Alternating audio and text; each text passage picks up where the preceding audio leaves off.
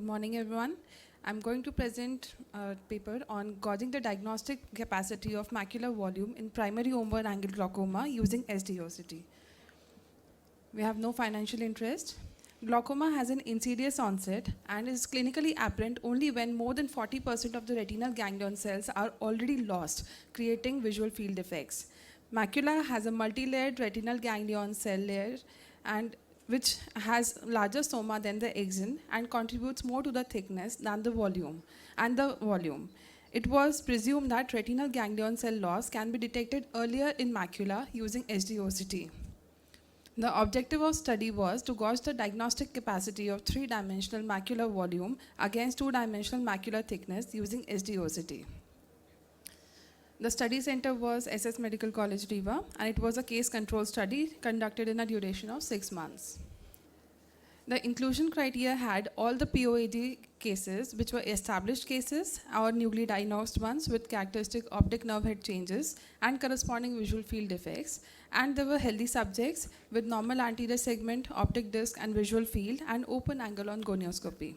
The exclusion criteria included subjects with high refractive errors, that is more than 3 diopters, opaque media, any other form of optic neuropathy, macular pathologies, or any other type of glaucoma. A total of 159 subjects were recruited in the study. 153 of 79 POAG subjects and 160 eyes of 80 healthy controls underwent a comprehensive eye examination followed by posterior segment SDOCT macular scan, and the parameters recorded were macular thickness and average macular volume. The results were that the macular thickness was significantly decreased in all the sectors of the ETD iris map, except the average macular thickness, which was not found to be significantly decreased. And it was followed by the macular volume, which also had a significant decrease. The area under receiver operator curve characteristic curve was plotted, and we found that the macular thickness in the outer inferior quadrant of the ETD iris map had the highest area compared to the other parameters, and the macular volume had a comparatively lower one, and that too less reliable one because it was just above the median line.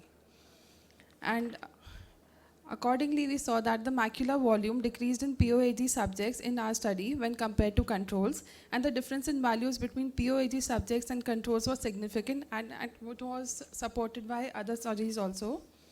And the area under receiver operator characteristic curve was found to be that of outer inferior thickness, macular thickness, the highest one, whereas it was low for the macular volume, and that was supported by other studies as well. So the conclusion is that macular thickness and volume, they both decrease in POAG patients. The central macula is the last to be affected. The greatest impact is on the outer inferior macula, and therefore if we calculate the volume in this area particularly, it might help in earlier diagnosing the cases of POAG. And the area under receiver operator characteristic curve plot states that outer inferior macular thickness is the parameter with highest diagnostic capacity amongst the macular parameters and not the macular volume.